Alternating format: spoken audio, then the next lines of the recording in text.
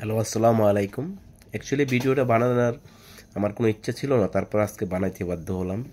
Actually এটা একমাত্র বাংলাদেশিদের জন্য, যারা বাংলাদেশ আমার পার্শ্ববর্তী দেশ, বাংলাদেশিদের জন্য। কারণ কিছুদিন আগে হয়তো বা সোশ্যাল মিডিয়ায় দেখছেন আমি বাংলাদেশে গেছিলাম।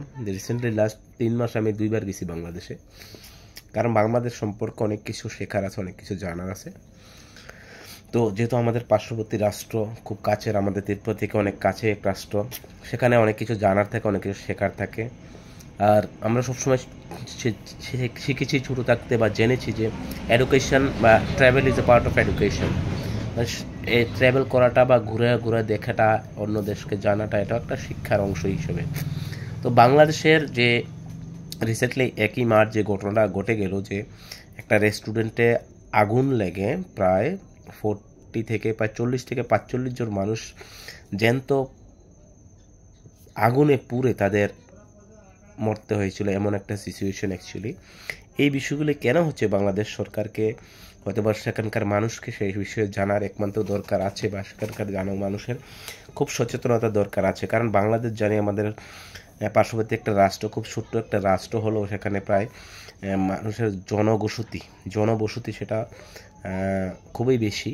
তবে আমি ঢাকা, মিরপুর, তারপর কক্সবাজার এগুলি ঘুরে আসছি সবেমাত্র 1 সপ্তাহ হয়নি এখনও আসার। যে অ্যাকচুয়ালি বিষয়টা হচ্ছে, বাংলাদেশে আমি দেখলাম, বাংলাদেশের ঢাকা শহরে বা অন্যান্য জায়গায় যখনই ঘুরতে বের হয়েছি, ওখানকার সাধারণ মানুষ কিংবা যারা একটু অর্থবিত্তশালী মানুষ, তারা কখনো সরকারের আইন কিংবা সংবিধানের যে রুলস রেগুলেশনগুলি তারা কখনোই মান্যতা দেয় না। সেটা আমার নিজের চোখে দেখা, সেটা আমার নিজের স্বচক্ষে দেখা, আমি এটার উইটনেস। আমি সেখানে দেখে ওই জিনিসগুলো দেখে আমি না পারি ওখানে প্রতিবাদ করার, আমার এমন মন মানসিকতা তৈরি হয় ওই জায়গাতে বাংলাদেশে আমি এর বিরুদ্ধে প্রতিবাদ করা দরকার মনে করি।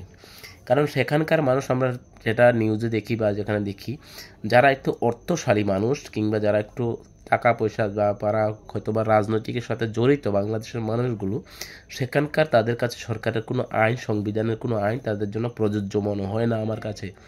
কারণ তাদের নিজের ইচ্ছা, যাই ইচ্ছা তাই করে। যেমন এত বড় বড় রেস্টুরেন্ট, এত বড় বড় হোটেল, সেখানে যে এক্সিটের ব্যবস্থাগুলি বা ফায়ার এক্সিস্টের যে ব্যবস্থাগুলি, যে বিপদগ্রস্ত হলে বা হঠাৎ কোনো ইনসিডেন্ট হলে যে ধরনের ব্যবস্থাপনা, কোনো কিছু হয়তো আমার সম্ভবত রাখে না। এর কারণেই কিছুদিন পর পর বাংলাদেশে প্রায় এমন ধরনের দুর্ঘটনা, বিভিন্ন মহল, বিভিন্ন রেস্টুরেন্ট, বিভিন্ন জায়গায়, সেখানে প্রতিনিয়ত এই ধরনের ঘটনা হতাহত হচ্ছে। আর সেখানে হাজার হাজার মানুষ, শত শত মানুষের নিষ্পাপ প্রাণগুলি নিচ্ছে।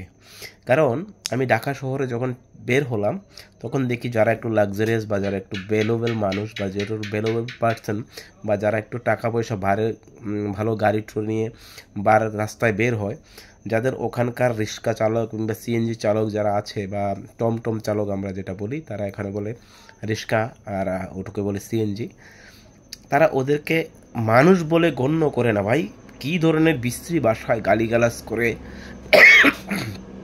সরি, এই ধরনের পরিবেশ খুবই আমাকে হতবাক করে। এরকম এই জিনিসগুলি, তো আমি তাদের সামনে কোনো আইন, কোনো প্রশাসন, কোনো পুলিশ, তাদের কাছে কোনোটাই হয়তোবা তাদের জন্য প্রযোজ্য না, সেই দেশের সংবিধান। তো ওই জিনিসগুলিতে আমার খুব ব্যথিত করেছে আমাকে ব্যক্তিগতভাবে।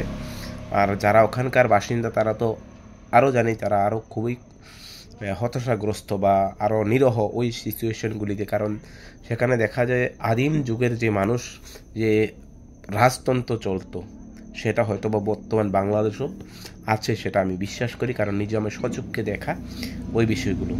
তো আমি মনে করব যে বাংলাদেশের সকল নাগরিকের প্রতি আমার একটাই উদ্দেশ্য, আপনারা একত্রিত হয়ে যে করাপশান, এই ধরনের মস্তান, এই ধরনের বাজে লোকের বিরুদ্ধে দাঁড়ান।